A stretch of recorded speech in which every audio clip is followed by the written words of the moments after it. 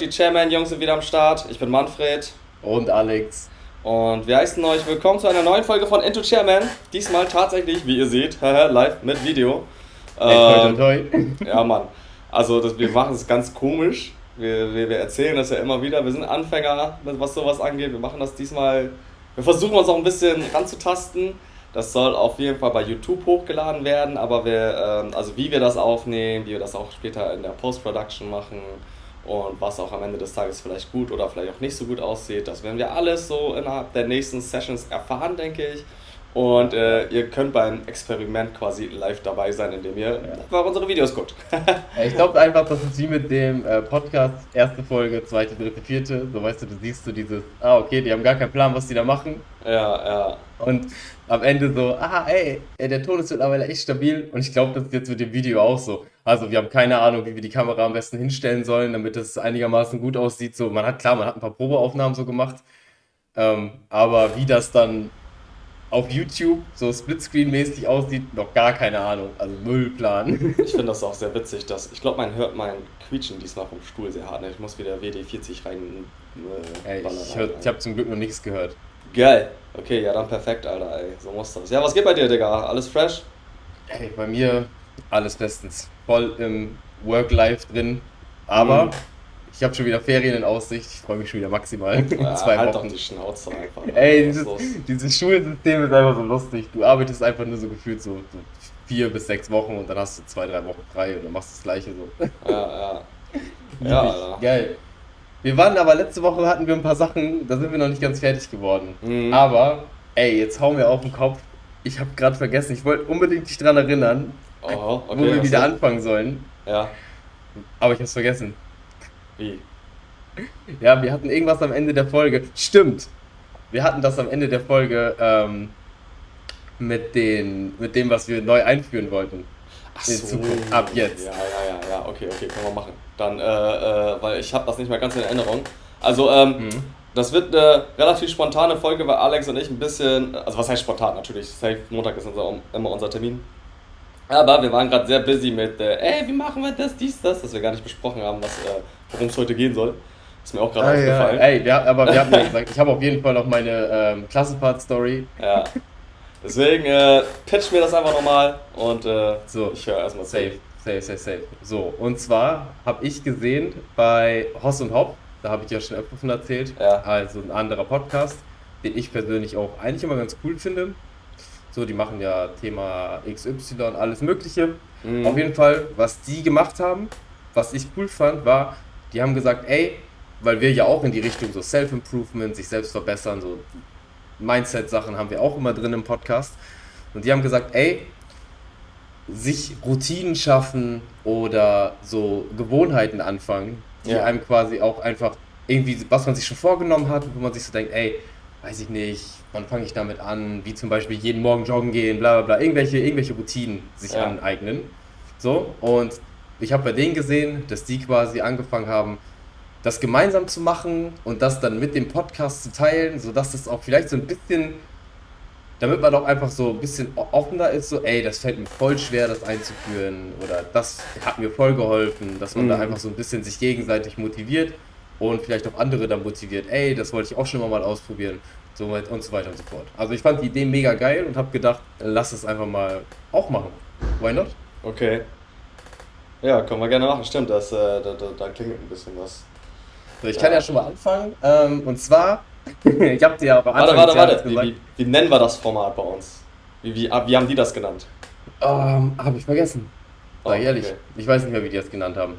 Aber die machen das auch einfach regelmäßig am Anfang des Podcasts, einmal im Monat oder alle 2 Monate, kommt einfach mal so die Frage, hey, hier, wie sieht's aus mit deinen Gewohnheiten, mit deinen Routinen? Hast du irgendwas aufgehört zu machen? Hat dir irgendwas was gebracht? So, das, weißt du, das ist mehr so ein kurzes 5 bis 10 Minuten Catch-up, Anfang von irgendwie einmal im Monat und dann guckt man. Okay, ja. Sonst lass einfach versuchen. Hau raus, Digga. Was hast du für eine Gewohnheit, die du dir antrainieren möchtest? Ich sag ehrlich, ich habe ja am Anfang des Jahres meine 10.000 Schritte versucht. Ach ja, stimmt, Digga. Ich erinnere mich sogar. Januar, Februar, März, jeder Tag 10.000 Schritte und dann, wenn es in so eine Stressphase bei mir geht, also wo ich mich auch emotional so ein bisschen unwohler fühle oder man sich einfach ein bisschen so in so einen Down fällt, habe ich direkt gesehen, wie meine Schritte auch krass abfallen. Also ab jetzt, ab Tag heute, das ist der 18.09., will ich dann auch mit der App zeigen, jeden Tag meine 10.000 Schritte wieder voll bekommen. Ah, machst du eh nicht, Alter, Schnauze. Ja, ey, das ist auf jeden Fall die Sache, die ich wieder, weil das hat mir richtig gut getan. Ja, okay, also. So. Also ich konnte das richtig verbinden, jetzt so die Phase, wo es mir richtig gut ging, so, wo ich mich auch wohl gefühlt habe, die 10.000 Schritte und dann, wo ich mich weniger wohl gefühlt habe und man auch dieses, nee, komm, ich bleib liegen und nach der Arbeit sich nochmal ins Bett legen nachmittags so oder abends so, ja, ich müsste jetzt eigentlich noch eine kleine Runde spazieren, aber kein Bock, so, weißt du, einfach dieses, dieses Gammler-Mindset so, direkt die 10.000 Schritte nicht voll und dann hast du am nächsten Tag auch keinen Bock so. Und das ist, wenn ich die 10.000 voll bekommen habe, im ganzen Monat, habe ich mich schon wohler gefühlt, so in der Retrospektive. Boah, Digga. So, also das ist auf jeden Fall, im Retrospekt, das ist auf jeden Fall Habit Nummer 1, die ich wieder aufgreifen will. Und das Geile ist, die ist halt sehr gut überprüfbar. So im Sinne von, ey, guck mal, Bruder, 10.000 Schritte jeden Tag. So. Ich muss ja ganz ehrlich zugeben, als so voll eingefleischter Zocker, ich glaube, diese 10.000 Schritte, das ist ja so ein Trend auch so aktuell, was heißt aktuell, schon seit letztem Jahr oder so, auch sowieso dieses Self-Improvement ist ja sowieso so ein kleiner Trend. No joke, ich weiß, es wäre gut für mich, aber Mashallah, ich bin einfach eine zu faule Missgeburt, Alter, ey. Es gibt Menschen wie dich, die gehen echt gerne spazieren, einfach so, keine Ahnung, weißt du? Aber no joke, ey, ich hasse spazieren gehen, absolut. Das Schlimmste ist auch noch so, spazieren gehen, des Spazierengehen willens, so. Und meine Freundin fragte, lass spazieren gehen. Ich so, ja und dann? Ja, einfach auch ein bisschen frische Luft. Ich so, Bruder. Ich muss aber sagen, so jetzt mal fernab davon, also ich versuche das dann eher so mit so Aktivitäten voll zu machen, so wie, ich bin ja auf der Arbeit und dann habe ich so meine 25-Minuten-Pause. Ich könnte hier halt einfach drin schimmeln so, oder ich versuche dann irgendwie Bewegung reinzubekommen, einkaufen gehen oder irgendwas Sinnvolles zu machen. Oder hier, ich könnte halt auch ganz easy einfach, ich muss nachher noch Kaffee kaufen, bestes Beispiel. Jetzt, heute noch? So, ich muss heute noch Kaffee kaufen. Warst du nicht vorhin einkaufen? Ja, Kaffee vergessen. Du kennst richtig nutzloser Wasser. So, also ich muss nur den Kaffee holen. Ja. So. Und das ist 1 Kilometer hin zum Rewe. Und das ist jetzt so eine Sache, da muss ich mich dann zu Fuß halt einfach eben durchdrücken. Kilometer, Digga. Wie lange braucht man für einen Kilometer, wenn man so normales Schritttempo hat? Ey, keine Ahnung. Was ist Schritttempo überhaupt? Ich glaube 2, 3? So. Nee, 5. 5? 5 km/h, glaube ich. So, ey, aber genug davon. Ja. Jetzt erstmal, ich habe da gleich noch was zu diesem Ding. Obwohl, ich kann es am besten jetzt sagen. Und zwar, ich war ja am Sonntag wandern. Ja. Das war jetzt keine krasse Wanderstrecke, aber einfach so, da wo ich Klassenfahrt gemacht habe. Ja, stimmt, hat das erzählt, Digga. So, da geht's jetzt nicht so krass hoch und runter und das ist jetzt auch nicht irgendwie so an Klippen lang oder so. Also jetzt nicht so wandern wie in der Alm oder irgendwo so, wie man sich das krass vorstellt. Mhm. Aber, ey, das war schon richtig, richtig angenehm. Es war richtig geil. Es war auch anstrengend ein bisschen, aber das tat so gut in der Natur. Weißt du, was witzig ist, Digga? Ich habe letztens so ein paar Instagram-Dinger gesehen, ne? Also das Übliche, ne? Wenn man durch seinen fucking Feed da browst, ne? Irgendwie ist Wandern anscheinend so voll das deutsche Ding. Ich weiß gar nicht warum. Also zumindest macht es so den Eindruck, wenn man sich diese Instagram-Dinger dazu anguckt, weißt du? Da heißt es dann immer ehrlich, so... Ne? Ja? Wir haben schon sehr schöne Natur. Ja, also, ja, wahrscheinlich, kann ich nicht, weiß ich nicht, ich gehe ja nicht auf Wandern. Ja. Wie gesagt, Digga, voll Blutzocker, aber, Digga, kennst du diesen Typen? Die Chinese in dir. Kennst du diesen Typen, der immer einen auf, ich glaube, der ist selbst auch zugezogen nach Deutschland, aber der macht immer so Verarsche-Videos von, weißt du, von sich selbst so, wenn er quasi, oder How a German Reacts. Ja, Liam irgendwas auf TikTok. Ja, genau, der. Und der macht das zum Beispiel auch immer. Dann weißt du, dieses eine Video zum Beispiel, dann tun die so, oder er und seine Freundin tun so, als müssen die einkaufen und er zieht direkt so Wanderschuhe an, Stunde bis zum Rewe laufen, so wie deine Story gerade so, weißt du? Ja, und dann immer diese Standardsprüche, wenn es regnet, du bist ja nicht aus Zucker. Ja, genau, Alter. Und ich schwöre, man, Wandern ist auch so ein Ding. Ich glaube, das ist auch so so ein deutsches Ding, Alter. So, weiß ich nicht, Alter. Keine Ahnung, Alter. Finde ich voll lustig manchmal. Weiß ich nicht. Aber war schon geil. Weiß ich nicht. Also, weißt du, wenn du im Wald drin bist, so, und du gehst so hoch und runter und du läufst dann irgendwo richtig den Berg hoch und guckst dann so richtig aufs Tal und alles ist grün und denkst so, einfach fucking schön. Was soll ich sagen? Natur gibt mir einfach was. Also, ich mag schöne Natur auch, aber ich kann auch ruhig mit Bus hochfahren und dann noch mit Bus wieder runter, ey. Aber zum Beispiel, als wir in Japan waren. So, Manfred und ich waren ja schon mal zusammen in Japan. Das ist eine Lüge.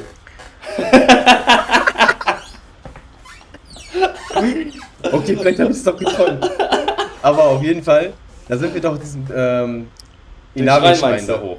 Den Fushimi Inari-Schrein für Tsukuba. Ey, das war doch geil im Nachhinein. War sehr schon geil, anstrengend. Und alle anderen haben rumgepustet, so, ich will nicht weiter hoch. Dann haben wir bei der Mitte aufgehört, aber ich schwöre, wir wären noch höher gegangen. Ja, das war schon tatsächlich sehr schön, muss ich tatsächlich zugeben. So, und das ist nochmal was anderes, als einfach so rumspazieren. Ja, das stimmt schon, das stimmt wohl. Ja, da hast du recht, Alter. Und das war jetzt auch so. Da läufst du so einen Pfad hoch und wenn du irgendwann oben angekommen bist, so diese, boah, krass, so voll geil. Das hat voll Spaß gemacht. Ja, also, wie gesagt, ich mag schöne Natur auch, aber ich bin einfach ein massiv fauler Mensch, so. Fauler Mensch, ja. Aber dann jetzt mal wieder, um den Weg zurückzufinden zu deinen Habits, was hast du denn, was du dir als Routine oder als Habit einbauen willst? Also das Lustige ist, Alex mehr zocken. Ja, das sowieso. Nein, ich kann gar nicht so viel zocken, weil ich schreibe ja gerade. Also jetzt gerade ist bei mir gerade so eine stressige Phase, Masterarbeit und so einen ganzen Quatsch. Und ich muss auch zugeben, ich bin maximal am, wie nennt man das nochmal, wenn man nichts macht. Kurz vorm Burnout, prokrastinieren. Genau, ich bin maximal am Prokrastinieren, das ist ganz, ganz schlimm. Ich habe morgen auch das Interview. Muss das natürlich noch vorbereiten. Und aber Alex hat mir das ja letztens schon gepitcht, ich habe es irgendwie akut vergessen. Beziehungsweise wir haben es auch akut vergessen in der Folge anzusprechen. Und ich habe mir da aber schon Gedanken gemacht. Und tatsächlich ein Trade, den ich mir versuche aktuell eigentlich anzugewöhnen, ist ein bisschen früher aufzustehen. Weil ich habe ja jetzt keine Seminare mehr und sowas. Ne? Ich muss 2-mal die Woche natürlich auch nochmal arbeiten, so, ne? Ja. Aber so abseits von diesem Termin habe ich theoretisch keinen großartigen Grund, früh aufzustehen. Und das merke ich leider einfach. So, dass das der einzige andere Grund, den ich hätte, wäre wegen Gym. Disclaimer an dieser Stelle, ich habe mir gestern eine Verletzung an der Schulter geholt, hier rechts, Digga, ey. Voll scheiße, Mann. Das heißt erstmal wieder ein bisschen kein Gym mehr. Aber das macht es umso schlimmer, die Situation, um die es geht. Denn, ich würde gerne mehr früher aufstehen, wie gesagt. Weil dann hast du einfach ein bisschen mehr Zeit vom Tag, weißt du, kannst ein bisschen mehr Sachen schaffen und ich bin, glaube ich, tatsächlich auch so ein Typ, der morgens besser arbeiten kann. Weil abends, weiß ich nicht, Alter, abends gibt es so viele Gründe, nicht zu arbeiten und so viel Besseres zu tun, als zu arbeiten, sage ich jetzt mal. Und das ist ja immer dieses Ding, wenn externe Faktoren dich zum Arbeiten bewegen, wie zum Beispiel, du bist irgendwo Arbeitnehmer, musst halt um 8 Uhr auf der Matte stehen, ne? Ist immer ja ein bisschen was anderes als interne Faktoren. Denn du weißt, theoretisch müsste ich jetzt Gym oder ich müsste jetzt Masterarbeit machen oder schieß mich tot, ne? Aber du kriegst doch keine Schimpfe, wenn du es nicht machst. Weißt du? Safe. Das heißt, dieses Self-Controlling da ist immer extrem schwer. Besonders, ich habe mir sogar tatsächlich am Wochenende auch für jeden Tag einen Wecker so um 8, 9 Uhr gestellt. Ja, aber muss ich leider komplett zugeben, ne? Da bin ich maximal einer dieser Dudes, die dann erstmal kurz auf Snooze stellen. Und dann auch, wenn die endlich wach sind oder die Augen endlich aufgehen, das Handy erstmal in die Hand nehmen für eine halbe Stunde. Weißt du? Und dann einfach erstmal dumm Instagram scrollen, bevor, weißt du, ich lieg dann noch im Bett, ich so, wie so ein Zombie so, weißt du? Ey, ich schwöre, ich fühle das so hart. Eigentlich voll weggeschmissene Zeit so. Und bis ich dann echt so aus dem Bett bin, kannst du einfach mal 1-2 Stunden draufrechnen oder so ein Quatsch, weißt du? Weil dann drehe ich mich noch um und lieg dann noch und denke mir so, noch 10 Minuten so, ey, Digga. Das macht das Aufstehen an sich nicht angenehmer eigentlich. Ich weiß auch gar nicht, das ist so eine schlechte Angewohnheit so, ne? Und tatsächlich versuche ich aktuell, besonders in diesem Jahr, weil es mit diesem Jahr angefangen hat, so, dass ich wirklich gar keine Seminare mehr habe, so, ich versuche gerade ein bisschen mich selbst zu kontrollieren und ein bisschen früher aufzustehen. Ja, safe. Also, ich glaube ehrlich, da versuche ich mit einzusteigen in das Habit, beziehungsweise das Habit so zu machen. Ich habe das schon öfter gehört, dass es richtig, richtig gut sein soll, wenn der Wecker klingelt, einfach aufstehen, dieses Snoozen sich abzugewöhnen. Ja. Weil ich mache das so krass, ne? Ich stelle mir meinen Wecker, ich muss um 7:30 muss ich aufstehen. 6:30 stelle ich mir meinen Wecker. Nur damit ich snoozen kann. Nur damit du 3-mal auf Snoozen drücken kannst. So, oh, Digga. Hey. Ja. Safe. Und das, mir ist nämlich auch aufgefallen, das war auch mal so ein Kandidat, der sehr, sehr gerne alle seine Aktivitäten in Richtung Abend geschoben hat. Ja, ich gehe abends zum Sport, dann ist das Gym nicht so voll. So einfach damit man so dieses, ich komme von der Arbeit nach Hause, weil ich habe diesen externen Faktor, der dich zum Aufstehen bewegt. 8 Uhr muss ich auf der Arbeit sein. Ja. Ist feiere ich. So, wir haben ja auch mal drüber gesprochen, als ich dann meine Umstellung hatte, so lange Sommerferien, so und dann, ich weiß nicht, am liebsten ich hatte davor ja auf der Arbeit, so, jetzt kann ich es anders sagen, ich hatte davor ja zum Beispiel einen Tag keine Arbeit, dann 2 Tage Arbeit, dann wieder einen Tag keine Arbeit und manchmal nur 2 Tage die Woche Arbeit und 3 Tage frei. So wegen meinem Studentenjobsystem. Und da habe ich ja immer gesagt, irgendwie hat mir das besser gefallen, als ich 5 Tage halbtags gemacht habe. So, immer 5 Tage, 4 Stunden. Da hatte ich auch meine 20 Stunden. Ich schwöre, das tut mir einfach besser. Also das ist einfach für mich dieser kurze externe Reiz, ey, du musst aus dem Haus, dann kommst du wieder nach Hause und dann habe ich manchmal dazu geneigt, mich wieder hinzulegen. Das will ich mir auf jeden Fall auch abgewöhnen. Weil das ist auch verloren. Als ob mich das jetzt so kaputt gemacht hat. Das ist einfach so dieses, ich habe das hier krass gemerkt in der Wohnung. Dadurch, dass, ich weiß nicht, für alle, die mal umgezogen sind, am Anfang ist halt voll Chaos. Das alles steht rum, so, du hast wieder deine ganzen Kartons, du hast die ganzen Sachen, die du machen musst, die Küche muss bei mir noch angeschlossen werden. Das heißt, egal in welchen Raum du guckst, alles ist so Arbeit. Überall ist Arbeit. Ja. So, das heißt, der automatische, in meinem Kopf Fluchtmechanismus sagt so, ey, leg dich nach der Arbeit erstmal hin, dann ist die Arbeit erstmal so, weil das sind 5 Baustellen und dann fange ich nicht eine an, sondern gar keine und chill erstmal.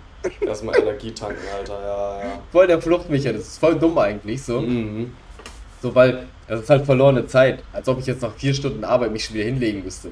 Ja, ich finde auch zum Beispiel, bei mir artet Nappen sowieso immer sehr, sehr krass aus, so, weißt du, aus einer halben Stunde wird immer, also ich bin auch keiner, der sich einen Wecker stellt, ich vertraue dann so auf eine möchtegern innere Uhr, aber Nappen artet immer aus, ich mache immer mindestens eine Stunde oder so einen Scheiß, weißt du, wie diese Memes, ich weiß nicht, ob alle die kennen, aber ich kenne diese Memes, wo man dann so aufwacht und dann so, welches Jahr ist das? Weißt du, wo bin ich so, weißt du? So wie das in einer Flashgranate. Ja, so wie in einem Flashback, so, fuck, wo bin ich, Digga, so, weißt du? Welches Jahr haben wir? Aber dieses Gefühl habe ich auch immer, das ist aber echt crazy. Das Lustigste war immer, damals habe ich ja auch schon ab und zu mal genappt, beziehungsweise damals viel mehr. Ich nappe jetzt mittlerweile eigentlich fast gar nicht mehr, das ist sehr, sehr gut. Und das war immer sehr witzig, weil mein Haushalt, oder der Haushalt, aus dem ich komme, das sind theoretisch 6 Köpfe. Das heißt, ich habe 4 Geschwister. 3 Geschwister, mit mir 4. Und wenn du da mal in dem Haus einen Nap gemacht hast, ne, und dann, keine Ahnung, abends irgendwie gegen 9, 10 Uhr oder so ein Scheiße, also 9/10 Uhr, nicht 19 Uhr, 9/10 Uhr aufgewacht bist, ne, und deine Eltern waren im Bett, deine Geschwister waren alle in ihrem Zimmer, haben keine Ahnung was machen, oder so zocken oder irgendeine Serie gucken oder so ein Scheiß, ne, du bist aufgewacht, ist einfach ruhig. Und du dachtest echt so, oh shit, Digga, bin ich jetzt bei Stranger Things so, weißt du, in dieser Parallelwelt, weißt du, in der Upside Down oder so ein Scheiß, Digga, ich höre nichts, Digga, weil das, also, Alex weiß das, aber ihr natürlich nicht, wir sind ein sehr lauter Haushalt immer gewesen. Alle Mitglieder meiner Familie haben auch ein sehr lautes Sprechorgan und das ist immer sehr ungewohnt, wenn es ruhig ist im Haus, weißt du? Und ja, dann wachst du auf von so einem Nap und denkst dir erstmal, holy shit, fuck, welches Jahr ist das? Ja, Digga, was ist passiert, Digga? Muss ich gleich schon wieder zur Schule? Also, weißt du? Ja, safe. So komplett lost einfach, Mann. Und deswegen, aber irgendwann habe ich mir echt Nappen abgewöhnt, aber ich mache das echt schon seit Jahren nicht mehr. Also wenn ich jetzt sage Jahre, dann meine ich wirklich so und so seit 7, 8 Jahren mache ich das schon nicht mehr, seit ich Vollzeit arbeite eigentlich. Ja, krass. Also bei mir ist immer voll krass, ich kann das immer koppeln, wenn ich so Selbstreflexion mache. Immer wenn ich eine Phase habe, in der ich mehr Stress habe, wo ich mehr Sachen machen muss, wo ja man sagt, gerade externe Faktoren so, ja, du musst das noch einreichen von der Arbeit, ja, die Arbeit an der Uni steht noch an und hier, du musst in der Wohnung noch das und das machen. Je mehr externer Stress auf mich einwirkt, internen Stress kann ich voll gut verarbeiten, so emotionale Sachen. Aber externer Stress, von außen so, dann neige ich richtig krass dazu, mich reinzutörteln, so, sozusagen. Ja. So, ja, nö, ich mache jetzt gar nichts davon, fick dich. Echt jetzt? Okay. Und wenn so emotionaler, innerer Stress ist, so keine Ahnung, mein Arbeitgeber sagt mir, ja, ey, das hast du nicht gut gemacht, das kann ja bei manchen richtig Stress auslösen, so, weißt du, dieses, oh mein Gott, ich bin nicht gut genug, bla bla bla, das ist bei mir so, zack, verarbeitet. Aber externer Stress, Bruder, ich so, nö, kein Bock drauf. Ja, also da muss ich auch ganz ehrlich zugeben, das ist auch tatsächlich ein Skill, jetzt no joke, sollte wirklich jeder lernen, Arbeit nicht mit nach Hause zu nehmen, weil natürlich gibt es Arbeitsstellen, sag ich jetzt mal, auch noch Positionen, die einfach ein bisschen stressiger sind. Ich habe sowas auch schon durch, so 50, 60 Stunden Wochen und so einen Scheiß, weißt du. Manche Sachen macht man ja auch einfach, weil das irgendwie zu deiner Verantwortung mit dazugehört. Man will jetzt auch niemanden enttäuschen und so. Mhm. Aber jetzt mal so der springende Punkt, den auch Alex gerade genannt hat, so, wenn ihr mal Kritik oder negatives Feedback meinetwegen bekommt, ne? Ey, Jungs, Alter, ey, chillt mal, Alter, weißt du, muss man wirklich einfach so sagen, kommt mal runter. Ihr müsst das so verstehen, dass erstens nicht eine Bewertung deiner Person, sondern nur von der Arbeit, die mit Pech halt einfach echt ein bisschen schlampig war oder halt irgendwie, weil man zu viel im Kopf hatte, irgendwie vergessen hat, irgendwas zu kontrollieren oder keine Ahnung, weißt du. Auch, es kann ja auch einfach mal ein Fehler passieren.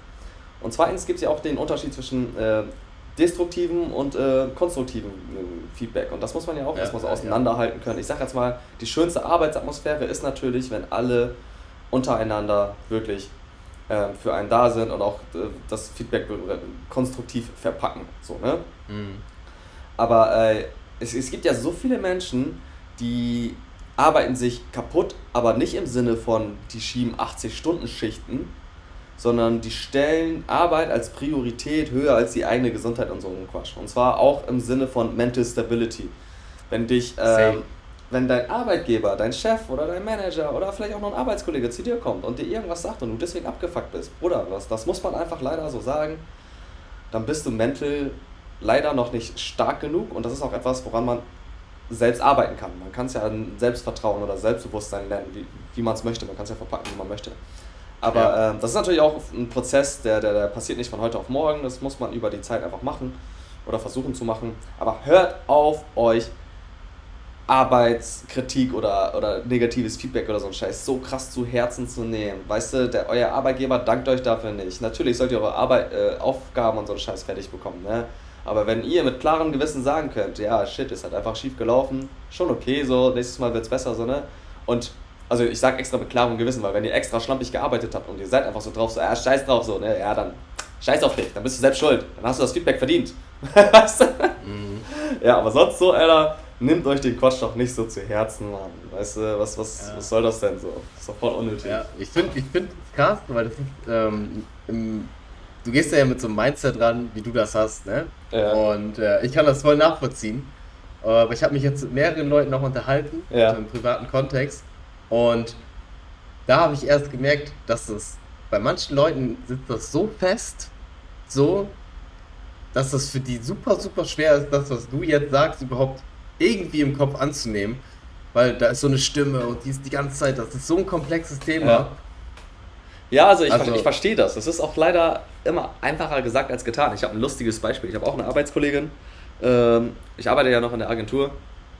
Auf der Arbeit bin ich immer so ein bisschen kriescremig, aber immer wenn ich ihr Aufgaben gebe, dauert das immer so ein bisschen, bis sie was macht. So typisch deutsch würde ich sagen. Man tut immer, das ist etwas, was wirklich sehr typisch deutsch ist, habe ich das Gefühl. Man tut immer so, als hätte man viel zu tun, als wäre man gestresst oder so ein Scheiß. Weil, keine Ahnung, das sieht anscheinend gut aus beim Arbeitgeber oder so ein Quatsch, weiß ich nicht. Oder das sieht auch bei den Kollegen gut aus, wie als würde man viel auf der Platte haben, man ist ein wertvoller Mitarbeiter, keine Ahnung, das ist so ein deutsches Ding. Immer so, oh, ich weiß nicht, ob ich das noch packe, ey Bruder, wahrscheinlich liest du gerade nur 3 E-Mails oder so, weißt du. Ja. Aber das ist das Lustige, so als Arbeitskollege, ja, gab es schon mal so, jetzt nicht konkret Reibereien, weil ich bin jetzt auch nicht so der Typ, der dann hingeht, ey, Maschallah, bla bla, so, mir ist eigentlich egal, so im Sinne, so, ne? Ja. Aber das sind schon Sachen, wo ich natürlich dann auch mich aufrege, so, ne? Aber sobald, sag ich jetzt mal, die Schulglocke klingelt und quasi, Schicht im Schacht ist, dann sage ich jetzt ganz stumpf, dann klappe ich den Laptop zu und dann ist das eine Kollegin, mit der ich mich super verstehe, weißt du? Ja.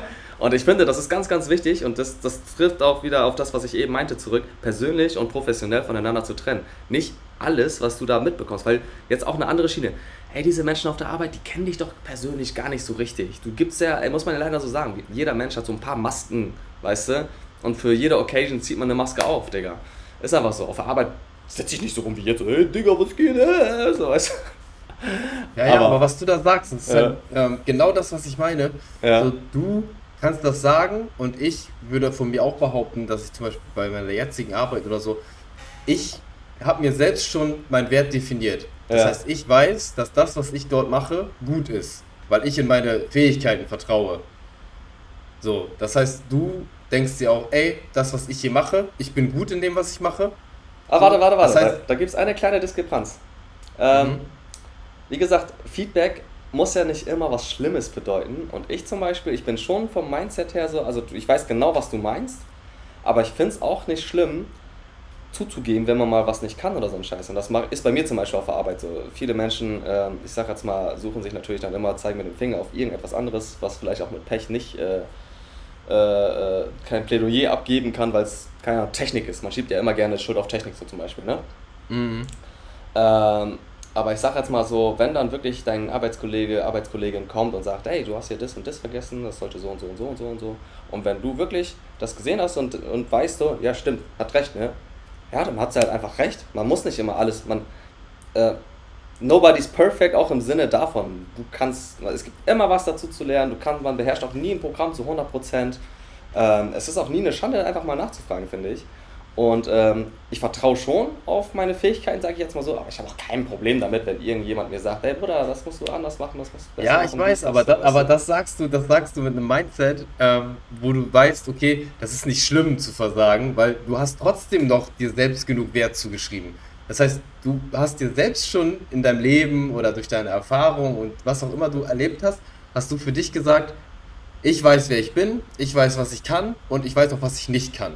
So, das heißt, du hast dich als Mensch schon selbst definiert und wenn dann externe Faktoren kommen und dir sagen, ey, das kannst du mega gut, bestärkt dich das und wenn du sagst, ey, das kannst du vielleicht nicht so gut, dann möchtest du daran wachsen. Ja, So. okay. Ja. Wenn das aber auf einen Menschen trifft, der super krass damit struggelt, sich selbst überhaupt einen Wert zuzuschreiben. Ja. Weißt du, der die ganze Zeit so, der macht auf der Arbeit dieses, ja, guck mal, was ich alles mache. Das macht er nicht, weil er irgendwie denkt, oh, guck mal, damit die anderen denken, wie krass ich bin, sondern um sich selbst mehr Wert zuzuschreiben zu können. Weißt du, was ich meine? Ja, ich glaube, das ist aber oft so, oder nicht? Ja, das ist das Problem, was ich meine. Viele Menschen haben dieses Mindset, wo sie auch dann sind, im Sinne von, die sind super krass extern motiviert. Ja. Beziehungsweise die brauchen diese externe Bestätigung. Nicht nur im Arbeitsleben, sondern auch im Datingleben. Das sind natürlich auch diese ganzen Dating-Apps und so, die damit reinspielen, glaube ich. Ist jetzt persönliche Meinung, Disclaimer. Wie viele Matches man bekommt. Ja, genau, du definierst dich dadurch ja extern. Ja, so, aber schon ein bisschen. intern definierst du dich ja gar nicht mehr. Du definierst dich durch Lob vom Chef, du definierst dich durch, wie viel Arbeit du gemacht hast, du definierst dich quasi, das sind ja alles externe Faktoren. Du definierst dich ja nicht damit, wie gut kann ich mit Stress umgehen, wie gut bin ich lernfähig, sondern das sind meistens so externe Sachen. Guck mal, wie viel ich geschafft habe. So, aber, und guck mal, ich bin 10 Stunden am Arbeiten. Ich sag dir ehrlich, wenn jemand die Arbeit, die du machst, in 2 Stunden schaffst, die du in 10 machst, ist er besser. Punkt. Ja. Aber das wollen Leute wieder nicht hören. Weißt du? Das ist, glaube ich, sogar ein großes Strukturproblem in der aktuellen Arbeitsumgebung, in der wir sind. Weil das ist halt echt, das ist so ein krass komplexes Thema und ich bin ja auch so der Mensch, der sagt, ey, ganz ehrlich, wenn ich mit gutem Gewissen zur Arbeit gehe, und das sage ich immer wieder, das sage ich meiner Freundin auch regelmäßig, wenn du jeden Tag zur Arbeit erscheinst, dann bist du schon besser als 90%. Mhm. Ja, stimmt schon. Weil das ist mir jetzt auch in der Schule, fällt mir das ja so krass auf, so diese Abschlussklassen, 10-Klässler und die holen sich dann ihre Praktika und dies und das und die erzählen dann auch so. Und diese heranwachsende Generation, ich kann es nachvollziehen, weil ich habe da gestern noch einen Podcast drüber gehört. Ich weiß, ich kann den Namen gerade nicht sagen, aber da ging es auch drum, vor 30 Jahren, da hat man den Eltern wurde ja gesagt, ey, arbeite hart, spar gut und dann kauf dir ein Haus. Dann hast du deine Rente gesichert, bla bla bla. Die jetzige Generation die arbeitet ja eigentlich auf nichts zu. Mhm. Also man arbeitet zum Existieren, um seine Miete, um seine Kosten zu decken. Und das ist super, super unbelohnend zu arbeiten für viele, glaube ich. Also die kommen da so langsam hinter. So, ey, ganz ehrlich, ich stehe auf und arbeite, damit ich meine Miete zahlen kann, meinen Strom bezahlen kann und Essen zahlen kann. Das ist doch irgendwie super unbelohnt. Ja, okay, ja, verstehe ich vollkommen.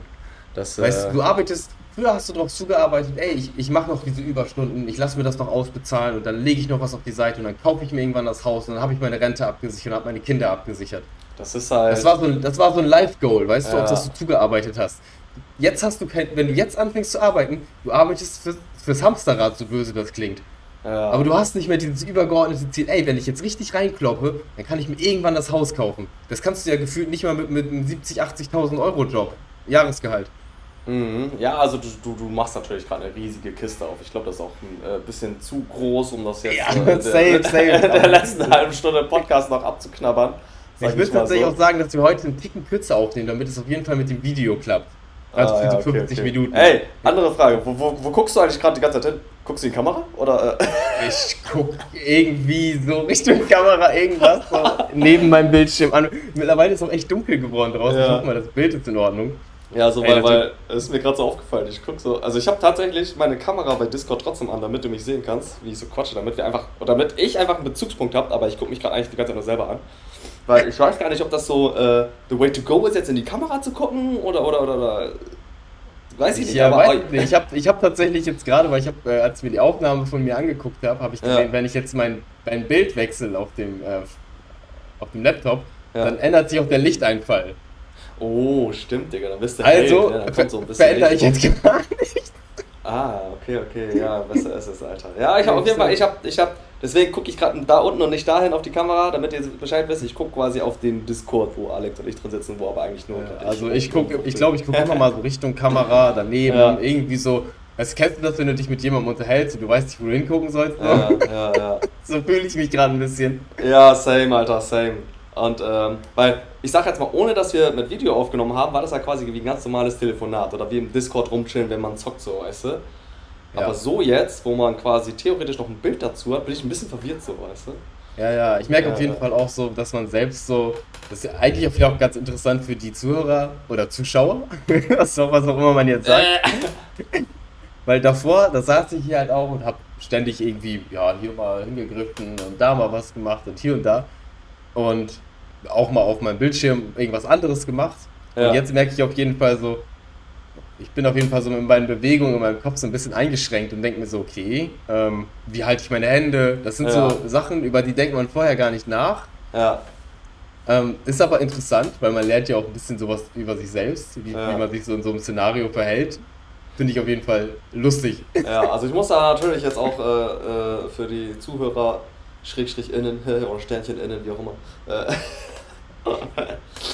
ich habe auch so ein bisschen, das ist jetzt eine These von mir. Ich kann es nicht bestätigen oder ich könnte es theoretisch, wenn ich jetzt nochmal zum Arzt gehe, aber keinen Bock Ja. drauf. Ich glaube, ich habe irgendeine Form von ADHS in meinem Leben mal gehabt, besonders als kleiner Junge, ne? Weil die Geschichten, die mir erzählt worden sind, wie ich als kleiner Junge drauf war, die sind ziemlich, ja, doch ADHS-mäßig so. Ne? Und ich habe auch mal sowas nachgelesen, weil tatsächlich eine Kommilitonin, mit der ich Anfang, erstes, zweites Semester ein bisschen viel gemacht habe, die hat sich da irgendwie so voll, die war da voll into und war dann auch beim Mhm. Arzt und anscheinend auch so spät diagnostiziertes ADHS, bla bla bla, wie auch immer. Auf jeden Fall finde ich mich in ein paar dieser Sachen wieder, wenn man sowas nachliest, so unbehandeltes ADHS. Jetzt aber für Mhm. mich die Frage, ey, solange ich jetzt irgendwie, keine Ahnung, keine Hardcore-Probleme habe, sehe ich jetzt natürlich auch keinen Sinn, deswegen jetzt zum Arzt zu gehen, ist mir voll Latte. Aber eins der Sachen, die da zum Beispiel auch dazu gehören, ist zum Beispiel ja immer noch so ein bisschen Konzentrationsschwierigkeiten. Und Mhm.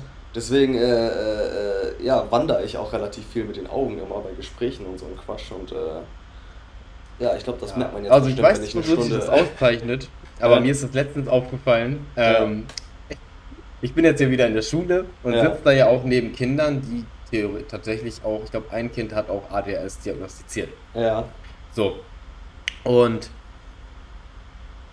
wenn ich mir dieses Kind so angucke, mir ist halt voll oft aufgefallen, dass ich im Unterricht, wenn es mir schwerfällt zuzuhören, was mehr passiert, als ich dachte, dass ich genau diese Verhaltensmuster aufweise. Also ich nehme mir dann zum Beispiel irgendwie so ein Gummi und, weißt du, spiele damit in den Fingern. Also mir fällt das sehr, sehr schwer, im Unterricht still zu sitzen. Fühle ich komplett, so. Digga. Und ich kann diese Kinder auch nachvollziehen. Du sitzt da 45 Minuten, teilweise 90 Minuten und von dir wird verlangt, dass du still bist. Die ganze Zeit dich nicht bewegst oder dies oder das. Aber ich als Erwachsener merke, Alter, wie krass anstrengend das ist, so still zu sitzen. Ja. Und ich kann ja auch nicht, wenn ich telefoniere, ich kann beim Telefonieren nicht sitzen. Ey, Bruder, ich auch nicht. Ich schwöre, meine Freundin hatet immer wieder darüber, Alter. Immer. Ich muss die ganze Zeit rumlaufen. Ja, no joke, ich auch. Ich mache immer so, während ich mit meiner Freundin telefoniere, ne? Also wir machen Videocall immer, ne? Ich mache immer irgendwas. Entweder mache ich Geschirr abspülen oder ich esse währenddessen, weil, Digga, ey, 30 Minuten sitzen. Das ist so anstrengend. Ich kann das nicht. Das ist echt so. Und ja, wie gesagt, eins davon, diese Sachen zählen halt echt zu so unbehandelten. Aber jetzt die Frage: Unbehandelt, ne? Ja, und jetzt? Und wenn ich das jetzt behandeln lasse, was passiert dann? Krieg ich Ritalin? Also, krieg ich ein paar Tabletten und das war's? Ich bin jetzt kein Doktor oder so und ich weiß auch nicht, wie krass. Ich weiß nicht, ob ich jemals ADHS hatte. Ich war auf jeden Fall auch ein sehr wildes Kind so. Auch immer der Klassenclown und immer möglichst nicht lernen. So, ich hatte immer relativ wenig Bock auf Schule, das heißt, ich habe immer alles Mögliche gemacht. Und ich glaube, das ist auch ziemlich normal für Kinder, dass Kinder einfach einen ausgeprägten Bewegungsdrang haben. Ja, komplett. Mittlerweile wird mit diesem Wort ADHS halt übertrieben schnell rumgeworfen. Ja, also da bin ich... Für mein persönliches Empfinden. Ja, da stimme ich dir komplett zu. Ich bin auch der Meinung, dass besonders junge oder... Jungs? Ja, Mädchen auch. Ich glaube, dass tatsächlich da Mädchen und Jungs sich mehr ähneln, als man denkt. Ja, aber ich finde, da muss... Ja, erzähl du erst. Das ist halt Teil dieser Sache, die ich gelesen habe, so, ne? Dass besonders junge, also ich wollte gerade junge Männer sagen, aber das sind ja eigentlich Jungs, ne? Was für Männer, Digga. Besonders Jungs, so kleine Jungs, da wird das halt sehr oft diagnostiziert. Dabei ist besonders bei kleinen Jungs, ja, ich weiß gar nicht, ob man das jetzt hier so sagen kann, wegen LGBTQ und so einem ganzen Quatsch, Alter. Oh, sorry, das durfte ich theoretisch auch schon nicht sagen, ne? Gleich gecancelt. Nee, aber besonders die haben ja doch schon noch inherent einfach unterbewusste Muster.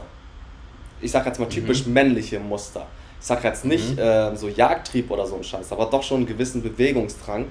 Dadurch, dass man als Mann halt in der Regel über alle Generationen bis hin zum Steinzeitmenschen eher der Jäger-Sammler tatsächlich war. Und wenn man das jetzt meinetwegen auf 1800 übertragen, war er trotzdem, auch zu dem Zeitpunkt dann, der das Brot auf den Teller gebracht hat, das heißt ergo arbeiten gegangen ist. Und auch in unserer aktuellen Zeit hat sich das jetzt so gewandelt, dass quasi auch die Frau mitarbeitet und so. Ich glaube aber natürlich auch finanziell geschuldet, aber 1000 Gründe. Auf jeden Fall, das Fass wollen wir gar nicht aufmachen. Aber besonders, also nicht ausschließend, dass Mädchen das nicht auch haben können, aber besonders bei Jungen, haben die dann auch, glaube ich, einfach im jungen Alter sehr viel Bewegungsdrang. Der ist leider einfach da, weil ich sag jetzt mal, einem Jungen, mit dem kannst du ja auch nicht, der hat ja auch kein Verständnis dafür, wenn du dem jetzt irgendwelche Sachen erklärst und erläuterst. Er weiß einfach nur, er hat Energie, der vielleicht, weißt du, der muss jetzt ein bisschen rumhüpfen, damit er müde wird oder so ein Quatsch oder keine Ahnung.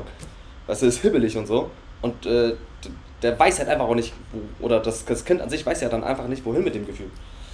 Ja. Und da stimme ich dir komplett zu. Heutzutage werden, glaube ich, viel zu viele Menschen, weil die einfach, genau wie du es gerade beschrieben hast, nicht 90 Minuten da dumm rumsitzen können und zuhören können, einfach diagnostiziert mit ihrem Quatsch und da wird direkt Chemie reingepumpt, weil das ist ja tatsächlich hier in Deutschland immer die Symptombehandlung Nummer 1 und auch, ja, meinetwegen, nimm an, du bist 12, 13, du kannst ja denen auch keine Therapie empfehlen, Digga, was willst du denen denn sagen, Mann? Weißt du, es geht bei einem Ohr rein, bei anderen raus, so, keine Ahnung, vielleicht macht er ein paar Tests und so, aber ich weiß jetzt auch nicht, wie der Therapieansatz da konkret ist, so, ne? Ja, ich jetzt tatsächlich auch nicht.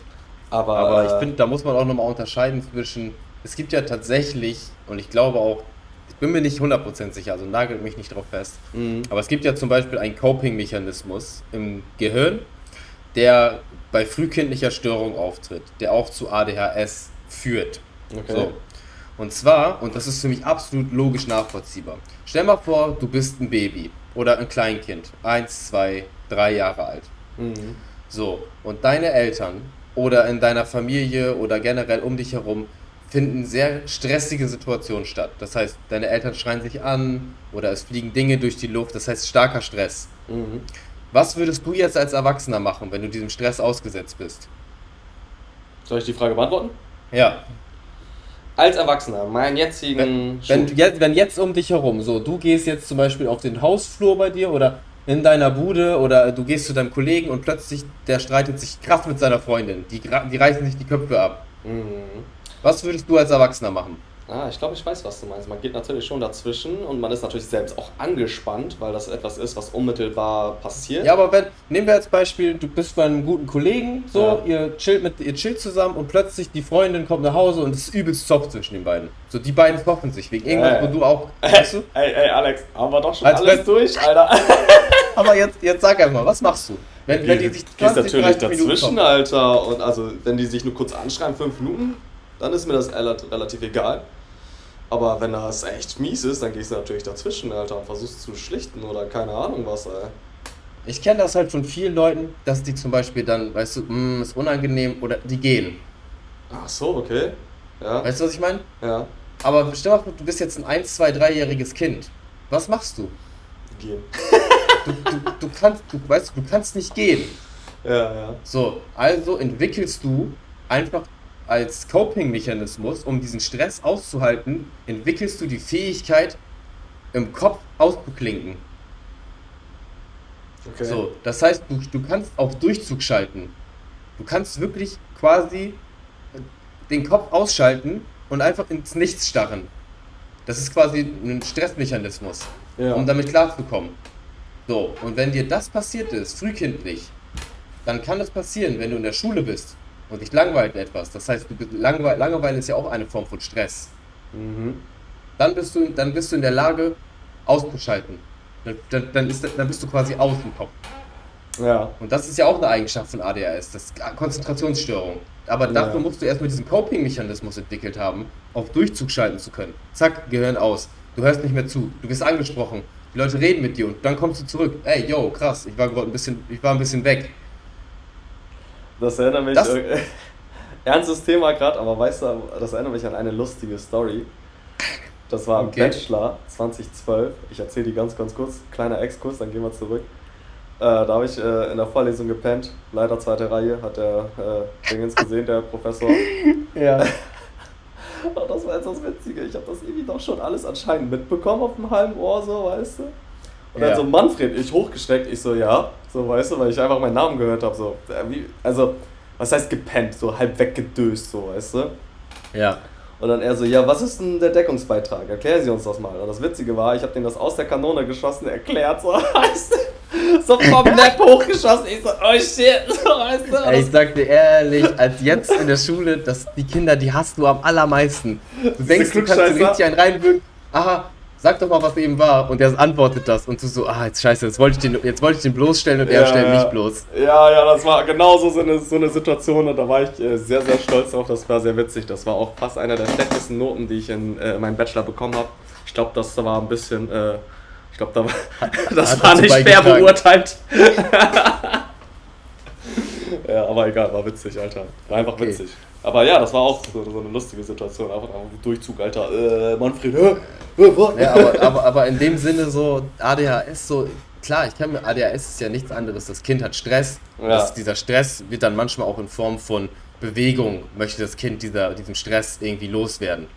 So, in der Schule bist du aber gezwungen zu sitzen. Ja, das heißt, du kannst mit diesem Stress nicht umgehen. Du hast zu Hause, keine Ahnung, Stress mit den Eltern, die Eltern haben Stress untereinander, was auch immer. So, du nimmst den Stress in dich auf und du entlädst diesen Stress durch Bewegung, kannst du in der Schule nicht machen, also direkt ADHS. Ja, das stimmt, Digga. Das ist quasi, was du gerade meintest. Ich habe tatsächlich nach der Connection ein bisschen gesucht, weil wie bei einer guten Geschichte, die Pointe kommt immer zum Schluss oder der Klimax.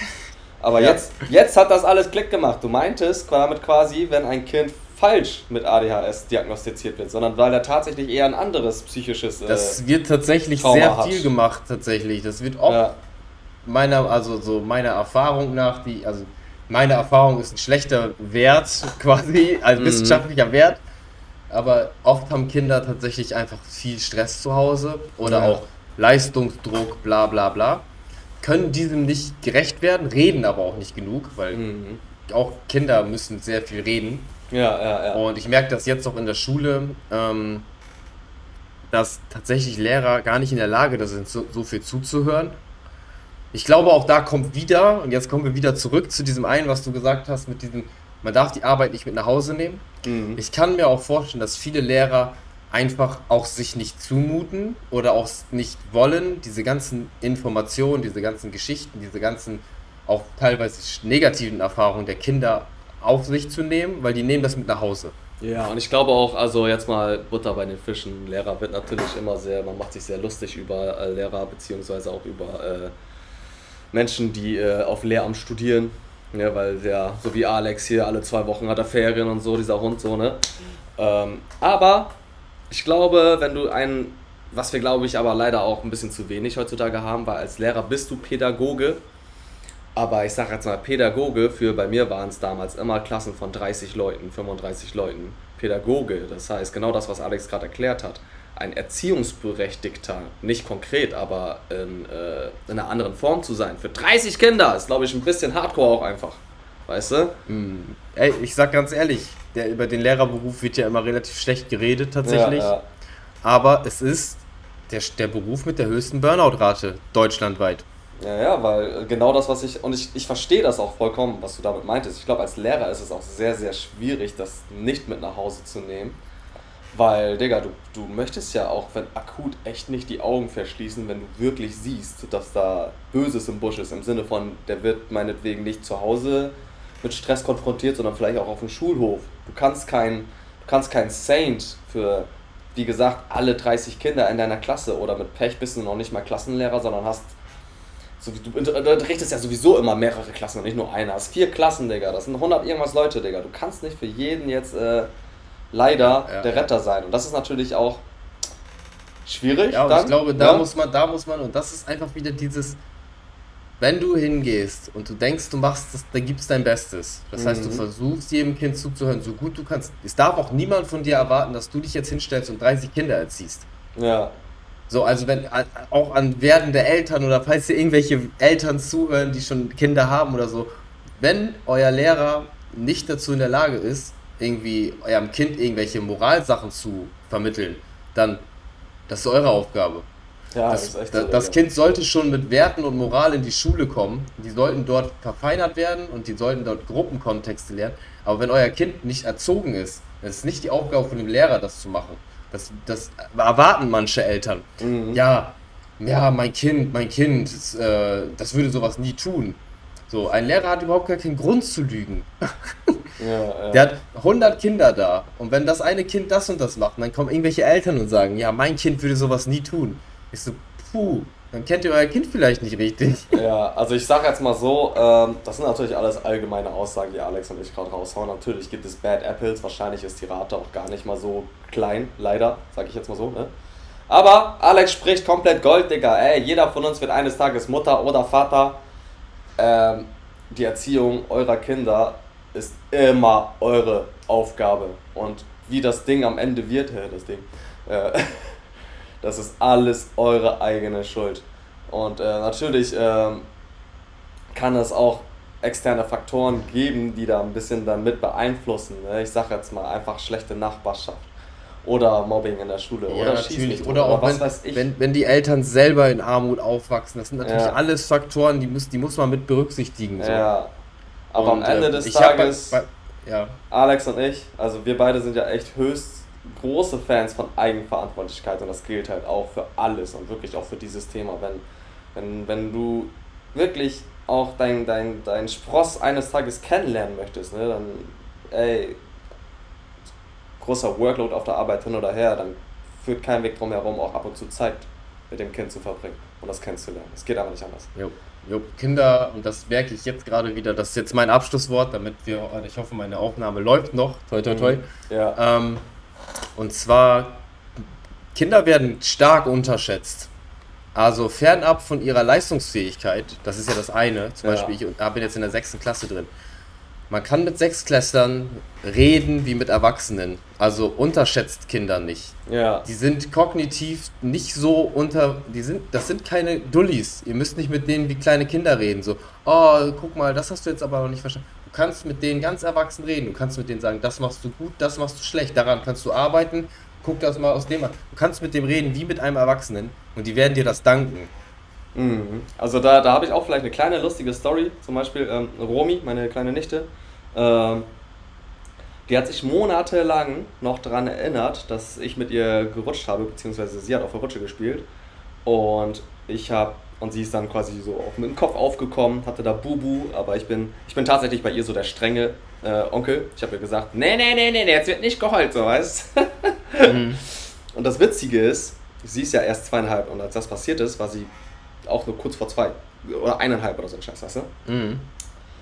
Die hat die ganze Geschichte nur noch monatelang immer mal zwischendurch erzählt.